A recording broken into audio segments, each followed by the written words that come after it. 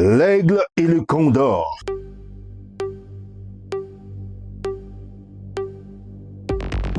D'un côté, un milliardaire imprévisible à la Maison-Blanche surnommé l'aigle. We will make America strong again. And we will make America great again.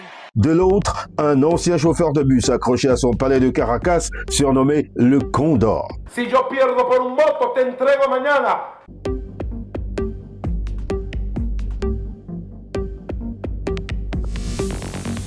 C'est l'histoire d'un duel qui a dépassé les hommes pour devenir une guerre pour le ciel de l'Amérique latine. Une confrontation où le droit international pèse moins lourd qu'un baril de pétrole. Ici, nous allons décrypter et analyser la chute du Condor.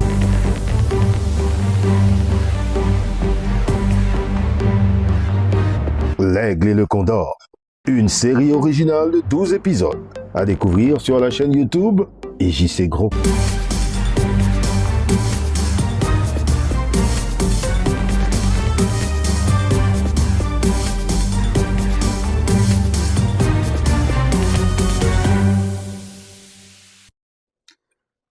Bonsoir tout le monde. L'autre fois encore, c'est avec plaisir que nous retrouvons sur la chaîne YouTube JC Group, côté n'a présenté chaque mardi, chaque jeudi et chaque samedi, série ça que nous baptisé l'aigle et le condor. Une série côté nous mettez face à face, l'aigle, les États-Unis, Donald Trump, face à Condor là, le Venezuela, Nicolas Maduro. Jodia, en 2026, et pour dernier épisode ça, de série, nous allons regarder la narco-guerre. Comment, sous base trafic de drogue, les États-Unis capables d'arroger le droit pour intervenir dans n'importe quel pays. Alors, évidemment, ça qui passé en 2026 là, c'est un prétexte que nous prenons pour analyser différents angles d'intervention des États-Unis dans plusieurs pays. Et dans le dernier épisode, ça, on apprend en exemple le cas Jovenel Moïse en 2021. Nous songez ça, le 7 juillet 2021, qui assassinait la Kaeli à Pèlerin 5 en Haïti. Pour qui ça, n'a pas ça, c'est parce que dans joue contingent, nan jou mercenaires yo te débarqué à Pèlerin 5, yo te gen des t-shirts, yo te gen des jackets qui te marqué DEA. Et yo te gen des porte-voix côté que yo tap dit sous la cour que opération ça sont opération anti-drogue. Et donc justement, nous prenons comment Jovenel Moïse, victime de bouc émissaire ça, qui c'est le narcotrafic.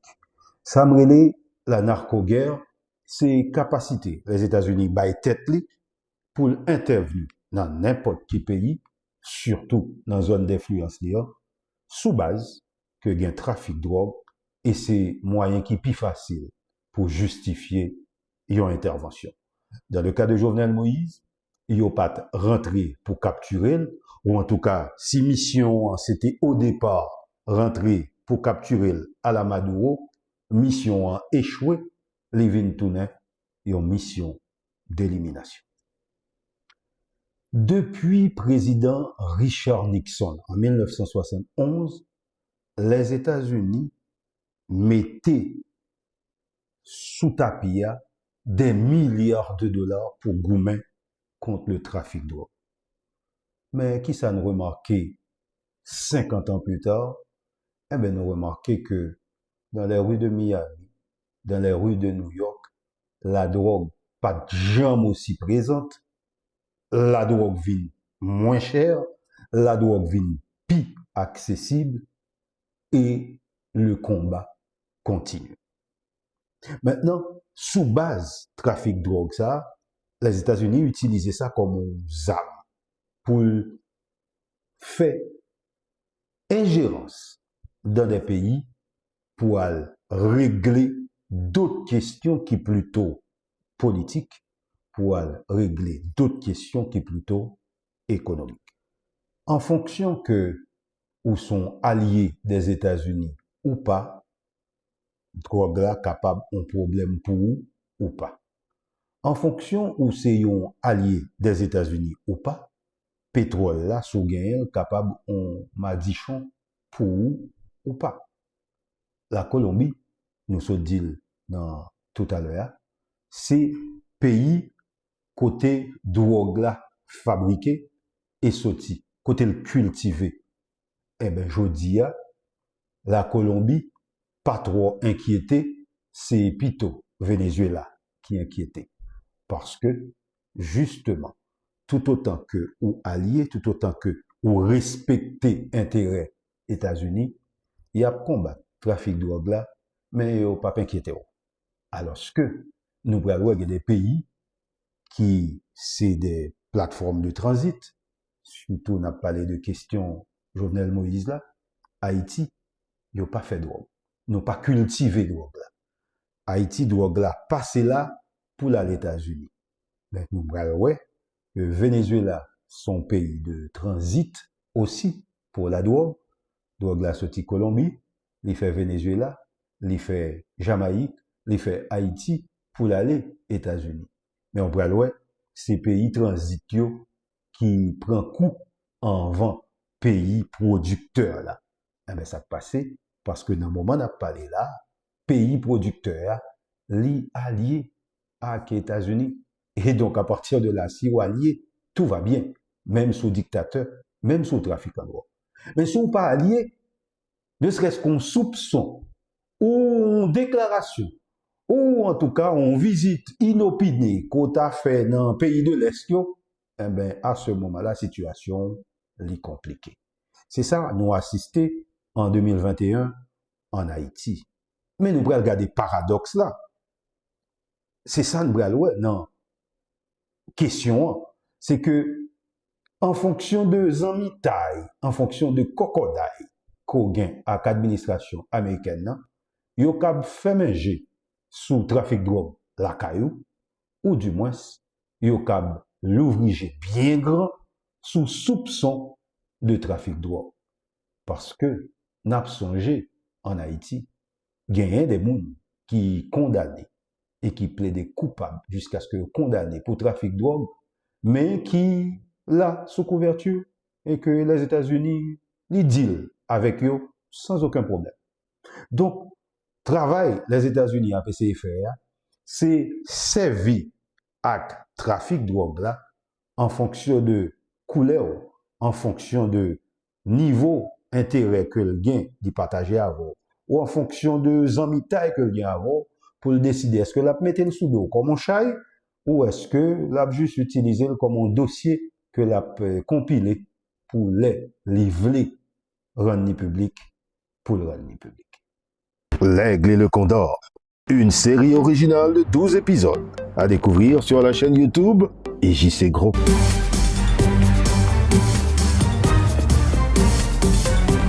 Alors, pour mon cap garder là, on nous dit clairement. Objectif administration Trump là, le débarquer Venezuela, c'est pas pour supprimer trafic de drogue. Non. Trafic de drogue a toujours existé, l'a continué à exister. Objectif li, c'est s'amrele l'axe de la discorde, même gens yo terrele la Turquie, l'Iran et l'Irak, l'axe du mal en 2003. C'est l'axe de la discorde qui gagne là dans Venezuela, Cuba, Nicaragua, que les États-Unis dans la zone voulaient maîtriser, voulaient gagner contrôle. D'ailleurs, si c'était pour trafic de drogue, en attendant, les amis, l'ancien président du Honduras, Juan Orlando Hernandez, Yotali prend li, arrêté li condamné aux États-Unis pour 45 ans pour trafic de drogue. Eh bien, qui est-ce qui gracie? C'est pas président Donald Trump? C'est pas président Donald Trump qui gracie monsieur après seulement 3 ans que monsieur fait en prison?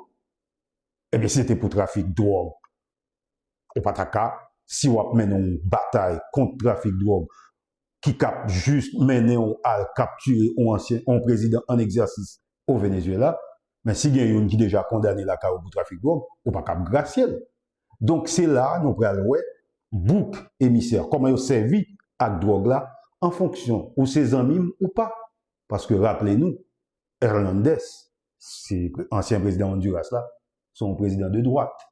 Donc c'est crocodile, c'est amis taille avec administration Trump journée jeudi. Maintenant, pour qui ça tout à l'heure, je t'ai parlé de Jovenel Moïse et d'Haïti. Jusqu'à preuve du contraire, pas gain aucun document qui prouvait que l'ancien président Jovenel Moïse était dans le trafic de drogue. Jusqu'à preuve du contraire. Et si c'était le cas, moins sûr qu'un document comme ça tape déjà public. Mais, n'a pas songé, les commandos a débarqué Pèlerin 5, ils ont dit son opération DEA. Ça veut dire que sous base trafic de drogue là, ils sont capables d'intervenir, atteindre souveraineté en pays, et pas seulement, atteindre intégrité physique, atteindre la vie en chef d'État. Mais malheureusement, Jodia, 5 ans après, Jodia encore, c'est même les États-Unis qui intervenus, qui fait opération, c'est même les États-Unis qui ont mené enquête là, et c'est même les États-Unis ça qui ont fait jugement.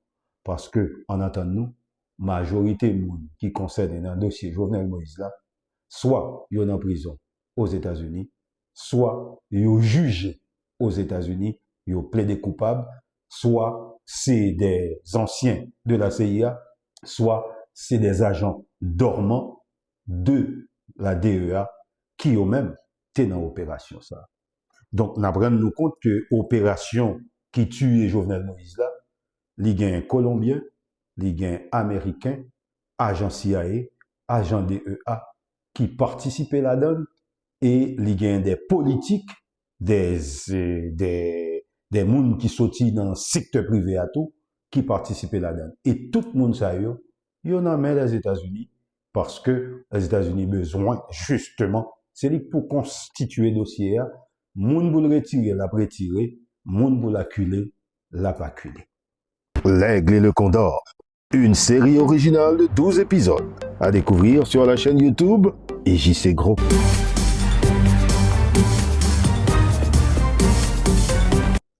Les amis, nous-mêmes qui tapons gardé série ça depuis le commencement, ça fait tantôt 1 mois, nous avons conclu ensemble avec moi que le 3 janvier 2026, opération absolute Resolve là, levé le 3 janvier 2026, c'était une nouvelle année, mais tout c'est une nouvelle orientation et tout c'est une nouvelle vision du monde.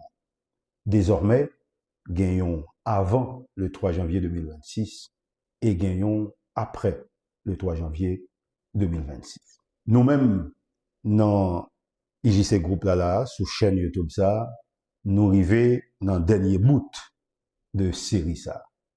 Mais son série qui est capable de continuer plus tard parce que nous avons pour nous garder ensemble les procès à commencer, proprement dit. Nous avons pour nous garder ensemble les chefs d'accusation. Nous avons pour nous garder ensemble l'angle de défense de Nicolas Maduro. Et nous avons pour nous garder ensemble les preuves que le tribunal là pral poter.